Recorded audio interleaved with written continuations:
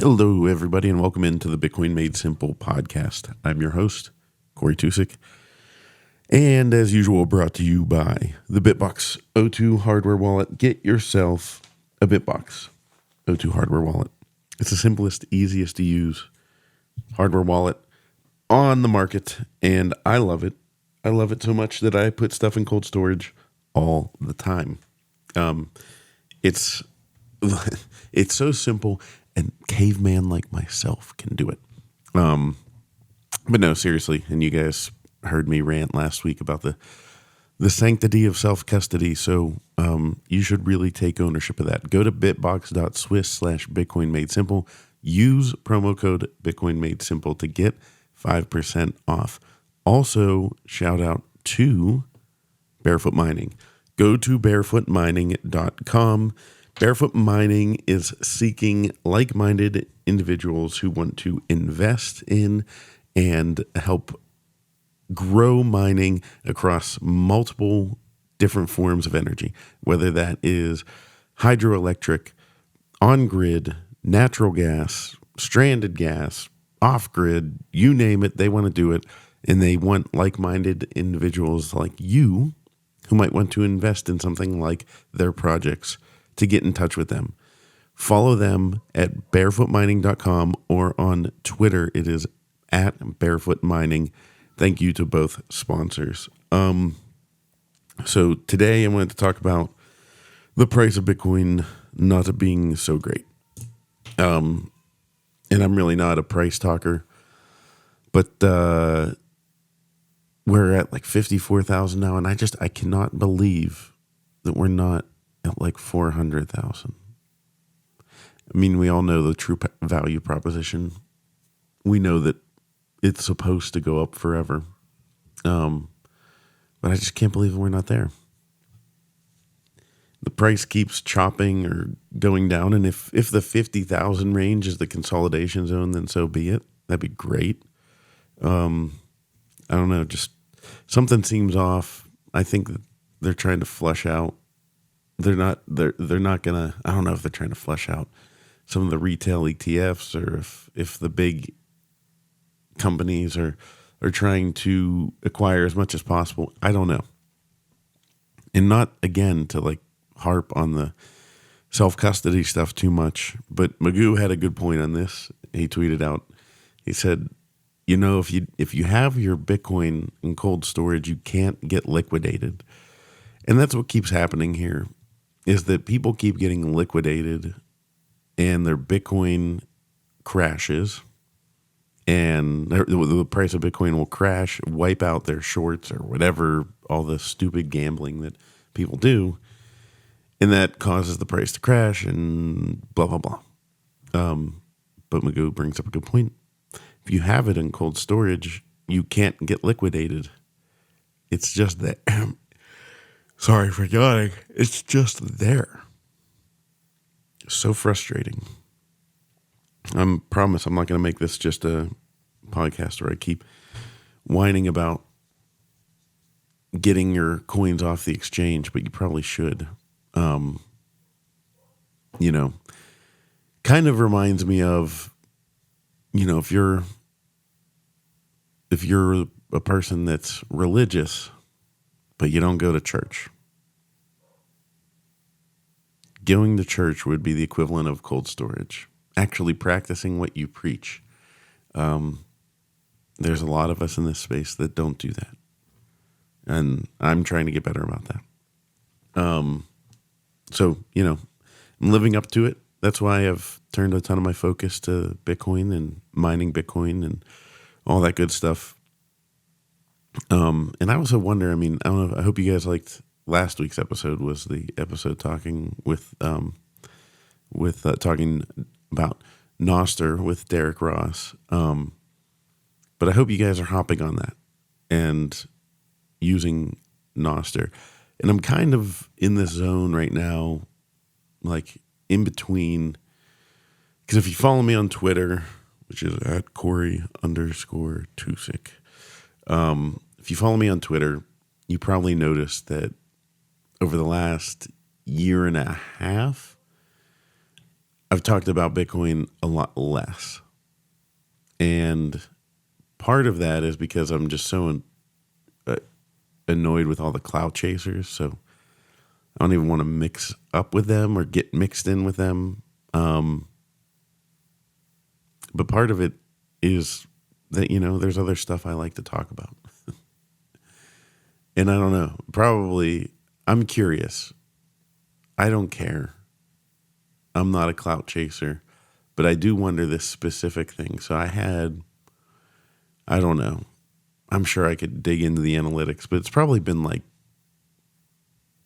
2+ years that I've had like 3,500 followers on Twitter or something like that. And it was mainly Bitcoiners. And then I started talking about Bitcoin less and other stuff more. And it's weird because I wonder how much churn there is. I wonder how many people have muted me because they don't want to hear about the Steelers or Pittsburgh sports, or the NFL in general. Because I know a lot of Bitcoiners are anti-sports ball, which honestly is like the lamest thing. Like, it's okay to not like sports, but sports ball, we're really gonna call it sports ball.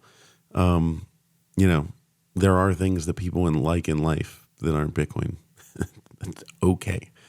But I've been talking about a lot of other stuff and just watching, and it's weird. It's because I keep getting people that are following me for sports related things or whatever, and it's almost maybe kept afloat.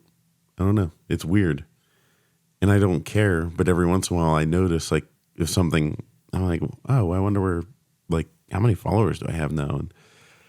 And it's, it's different. Like, for example, I'm doing this hockey podcast for the Pittsburgh Penguins with the beat writer for the Penguins. His name's Josh Yowie. You should check out the podcast. It's just a good one. We did a good interview with a former player.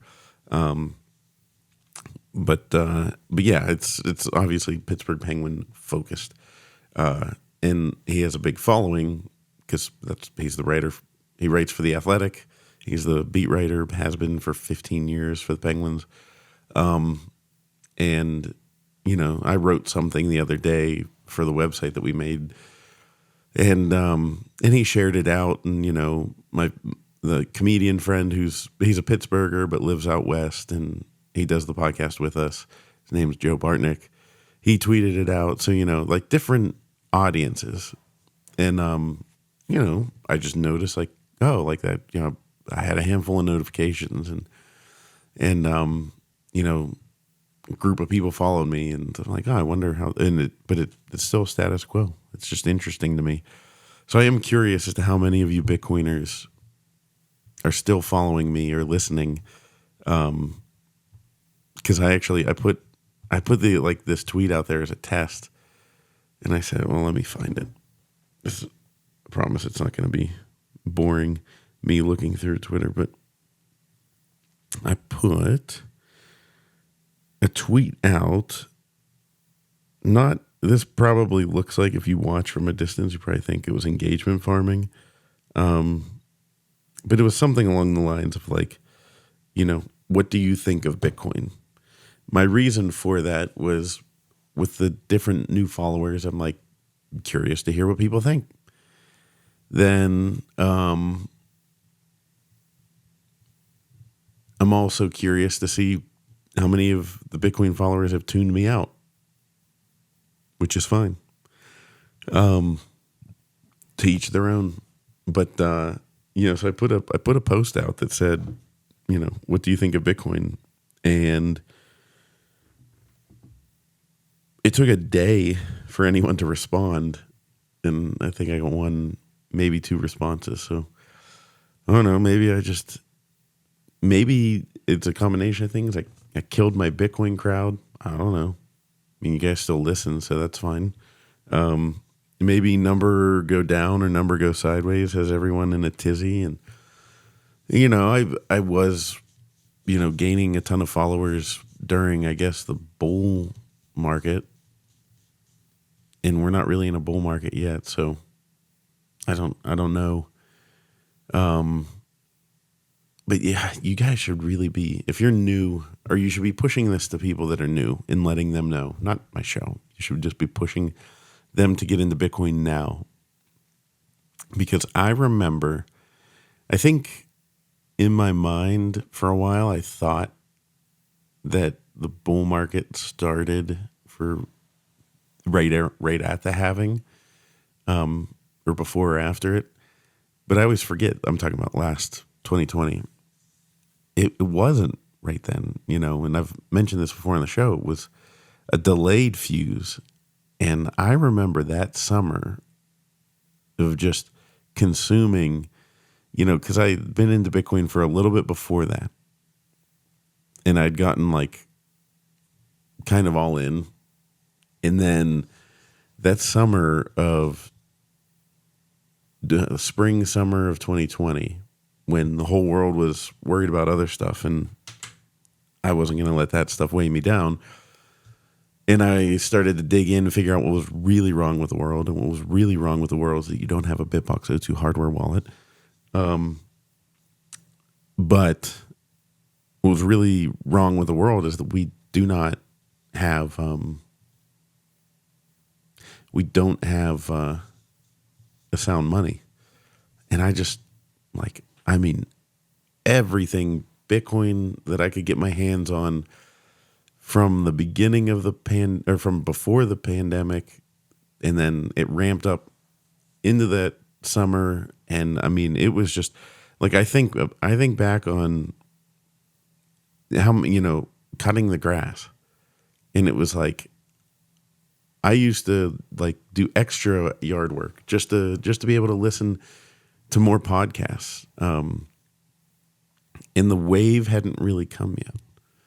And then it was, I was prepared for it by the time the mania kicked in, which would probably be around the time, like January, I think, of the next year, January of 2021, whenever, that was whenever Elon, tweeted it and the price started to soar. So tell people to get in now, because that was invaluable lesson learning. Learned so much during that period of time. And you have a lot of signal there and not a lot of noise, I guess, is the main reason. You have a lot of signal, a lot of people, pointing out the macro, talking about the real things that are going on. Because when the bull run comes, then it's just nothing but, you got to pump it up. Don't pump it up. And memes and people crapping their pants because the price of Bitcoin is skyrocketing. So my point to you is to just use this. This is the great consolidation. You'll probably, at one point, you'll never see Bitcoin at this price again. And tell friends that they should.